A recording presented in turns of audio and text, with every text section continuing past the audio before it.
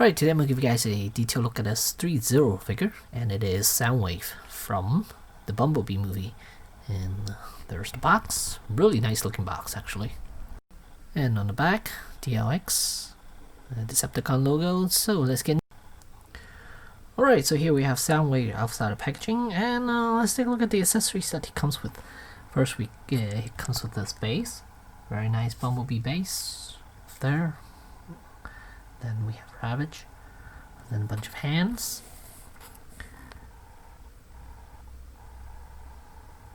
That's all the hands he comes with. And there's Ravage. And here's a good look at Soundwave.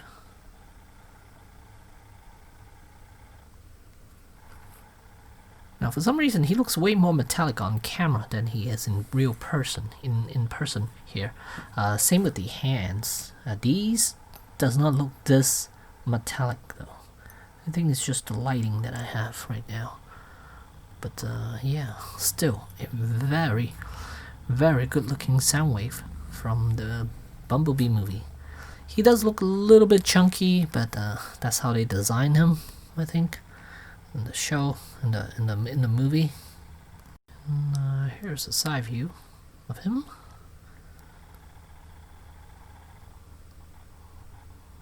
Oops. And here's a back view.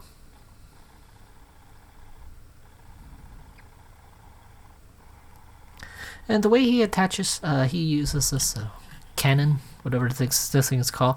The way it's attached, it's kind of the same way as War Machine with on the back here. Because normally with Soundwave, you would imagine it's up on top of the shoulder section, but it's not. It's actually on the back, so kind of like a War Machine with the cannon. There's one more look before I show you guys detail of them.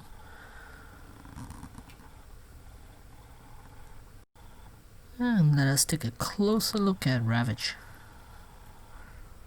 Really, really good looking piece.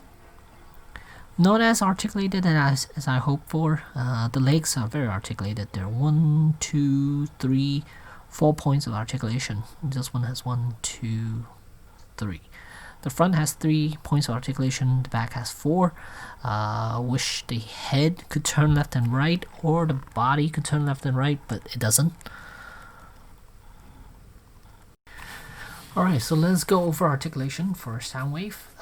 Let's see, head. It's on a ball joint. There are 2 ball joints here. One that's right by the head, and then base of the neck there's another joint. So it can give you quite a good range of motion. Same with the other DLX line. They all have very articulated head movement. And then that's for the cannon right here. There's a hinge joint back here, so you can rotate that, and there's a swivel joint up there. Okay, so as far as the shoulders, of course the shoulder pad is on a separate piece. It's hinged, and then also he has butterfly joints right here, so his arms could swing forward, which is nice. And then there are full range of motions around the shoulders, so you can go full on. And then also the butterfly joint actually has a hinge where it can move up to, so you can see it can swing up even further and still do forward. So quite a huge range of motion here. There's full range around the shoulders, so you don't have to worry about it. You could do any type of poses you want. And then as for the bicep, there is a bicep swivel right there. And then as for the elbows, double jointed, so you can go about that much, and ball jointed wrists. And then as for the, let's see, the torso, move the arms out of the way. And if you're wondering, I took the cannon off just so it'll be a little bit easier for me to maneuver him. So as for the torso, he could go sideways. And then these 2 pieces on the side here are actually soft plastic, so don't worry about breaking them. And he could go sideways, not a whole lot, but still there's some movement. And then he could do crunch, and you can see from the back here is, here we go, quite a bit actually. Look at that. So on the front, looks like that, and on the back, it's kind of like Optimus Prime, where you could totally see the spine right there, and that's quite a bit of crunch if you look at it. Quite amazing the way they engineer these things now. So I'm very impressed with it. And then here, the butt plate. These can be moved. These are on hinges, so be a little bit gentle with it. And then on the front here, there are these two flaps right here. They are also on ball joints. I believe they're pegged on here. I didn't try to take them out, so, and then which allows him to maneuver his legs. And let's see how far forward he could bend. Alright, as for the legs, these two pieces are on ball joints. First one, I think this one is attached to the body, and then this lower piece is attached to the upper piece. And then it gives you a little bit of range. And on the side here, you can lower this piece out of the way, and then you can get him to do some leg spreading. So I don't think he could do a Van Damme split, but it's about that much. So on the other side as well, so that's nice. And then legs can be lowered. Here, let's see here. Down here, you could shift the leg down a little bit, not a whole lot, but you can see it's lowered. And when you try to give him, when you try to bend his knees, his hips, raise his leg, make sure you bend the knee first, because this piece does shift down. Then you can see this piece shifts down, which gives you a little bit of room to work with to get his legs up. So I wouldn't go straight, I would go a little further out, just like that. So here you can see he could give you almost 90 degrees. But that's because this thigh piece has been shifted.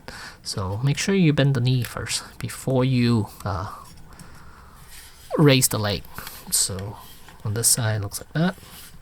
So look at the engineering. It looks absolutely awesome. There are gears everywhere, and things are happening as you're moving certain parts. Really do like it, how the thigh piece shifts like that. And then ball jointed ankle and toes articulation.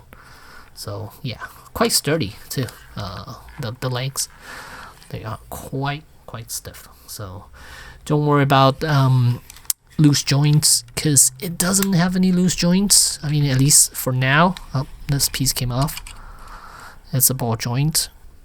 Oh, actually, it's not glued on properly, so it popped out. I'll just add a little bit of glue, and I should be able to fix that. So this piece right here is attached to this section right there, but glue came off, so I could easily glue this piece back on. No big deal. Oh, and I forgot to mention the waist does swivel left and right. And then as for the cassette deck section, raise it up a little bit. So you just need to pull this down a little bit, and then this should open up. And then inside you could put Ravage in here, which it's out. When you get in the box, he's not sitting inside of Soundwave. So yeah. But you can put them in, and on the back here, it looks like there's a piece of sticker that's inside there, which actually there's stickers throughout this whole cavity here. Kind of okay. I mean, I'm alright with it, but once you cover it up, you can't even see it. But when you have Ravage in there, you'll definitely see him. Okay, so as for Ravage, see here, the mouth does articulate. It could open and close. It's kind of stiff there. I mean, it's really stiff. So I worried that one time when I try to close his mouth, I'm gonna break those teeth, that he has on, because it's super sharp too. The teeth are super sharp, so yeah. But and the claws, they're really sharp too, and they're pointy too, so be careful not to break them. Then as for range of motion, they're on ball joints right here, and then the head does move up and down. So, but the spine does not move. There's no left and right movement. I wish it does have left and right movement, or the head. That would have been awesome. Ball joint right there. There's a hinge joint right here, and then there's another hinge joint.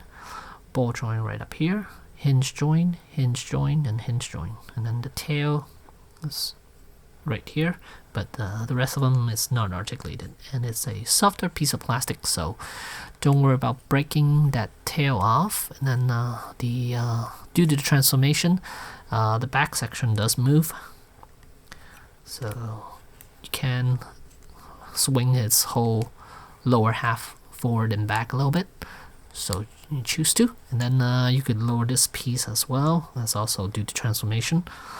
But if you want the tail to be pointing somewhat of an up position, then you'll have to make sure this piece stays up. Otherwise, if you lower it, it's not going to point up. It's going to point down. And yeah, that's about it for Ravage. Let's see if I could transform him back into a cassette form. Because it's... I took it apart and never did try to transform him back. So this is the only piece that comes separately. This piece right here on the back of him. So gotta be, oh wait, actually these are separate too. These are separate pieces, so you have to take these off as well. It's a simple transformation. Not sure if I could do it on camera. Alright, I had to do this off camera because I wasn't able to transform him quick enough. Otherwise I'll make this video super long. So one thing to watch out for are these hind legs hip joint. It does swing backwards a little bit. If you notice that this peg and this piece doesn't line up, it's because this leg, it's been swing outward a little bit. So make sure you rotate the whole leg, and then there's a hinge, there's a rotation joint in here that it needs to move to the front section instead of to the back section when you're pulling the leg out. Let me see if I can show you guys. When you're pulling the leg out, it allows you to shift his leg back a little bit further. You can see how the joints, the peg system doesn't match up now. See, this is further inward and this is further outward, is because it allows you to swing the leg back a little bit. So when you're pushing these two together, make sure the peg lines up with this hole here, because if it doesn't, then you might have to reshift that leg a little bit for it to line up. And then did I have it? Let's see. Okay, I should have it now. Let's see. Okay, let's see here. Okay, there we go. Once you, sorry, you might not be able to see it, but once you have that pegged in, you got it done correctly. And then that piece up here, that also needs to peg around the knee joint, on the inside of the knee joint. Make sure everything's pegged in nicely. Then the toes are flattened, the feet are flattened back up. So now you have a nice little rectangular shaped thing. It's definitely not a cassette. Okay, and here you got Soundwave there, and now you should be able to fit them in nicely. Right there, look at that, perfect. And then close this back up, and there you see Ravage sitting in there. It's not very pleasant looking to actually see a cassette. I mean the piece in here. It's not a cassette. I keep calling it a cassette, but it's not a cassette. But yeah. So once you open this up and pop him back out, you could actually drop him. He'll slide right out. And yeah. So there you have it. Okay, as far as his height, he stands about 11.5 inches in height. That's about it. He's not a big figure, And here's how big he is next to Optimus Prime. There, he is a lot chunkier than Optimus Prime here. Well, Nemesis Prime, but same thing. I mean, so you can see his head is so much bigger than Nemesis. It's very chunky, and as far as the light up feature, just the eyes. I don't have batteries on with me at the moment, but at the end of this video, I will put a couple of photos, and it will have light up feature on his eyes. So, and at the end of the day, is this guy worth getting? I say yes, totally worth getting. Yeah, definitely worth the price, and very happy to have this in my collection. And yeah, for it to be super articulated, and it has metal in it. The skeletal structure has metal built in, so that's nice. Outer shell's all plastic, but it has a bit of weight to this guy. So yeah, if you're a Soundwave fan or just Transformer fan in general, I definitely recommend getting this. And with it being $200, I say it's totally worth getting. Yeah, because the paint job is nice. It has a little bit of weathering here and there, which is awesome. It's very nice to see. And yeah, there you go, Threezero Soundwave from the Transformer movie Bumblebee. Thanks for watching.